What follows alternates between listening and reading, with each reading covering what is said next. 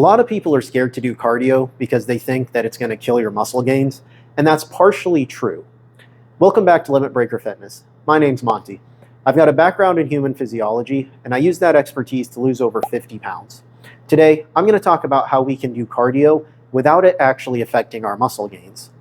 Now, in order to understand how to do this, first we got to understand where energy comes from in our body. Our body's got two main sources of energy. The first is carbohydrates, and the second is going to be our fats. We can think of these as two gas tanks. Now the thing is, they're not exactly the same size. Our carbohydrates gas tank is going to be a lot smaller than our fats. Now, even though our carbs tank is way smaller than our fats, our body always needs to use both of them whenever it's doing any kind of physical activity. However, the ratio and how many carbs to how many fats it's using is going to depend on what that activity is. For example, if we're doing something like lifting, which is a very high intensity activity if you're doing it right, then it's going to use some fats, but a lot more carbs. Whereas if we're doing something that's a bit more low intensity or moderate intensity, like our cardio, unless you're doing something like wind sprints, but something like jogging or light running, then it's going to use a lot less carbs than it will fats.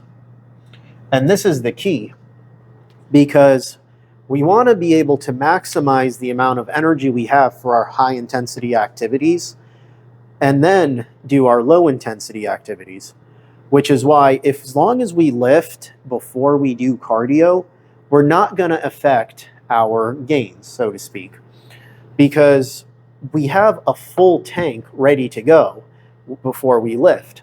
Whereas if we do our cardio first, we're going to be using up some of these carbs, and then we're not going to be able to use them to get nearly as good a lift in as we would otherwise. And so that's why, as long as you do your cardio after your lift, then it doesn't matter. You're not going to kill your gains. Also, as a bonus, if you're doing your cardio after your lift, you can still do it as a high intensity exercise. And this will completely drain the carb tank in the end. That's when you're going to hit the wall, you're going to have a great workout, and eventually, you need to bring more carbs in, when you go eat. But that's really all there is to it. It's as simple as just do your cardio after your lift, and it's not going to affect you.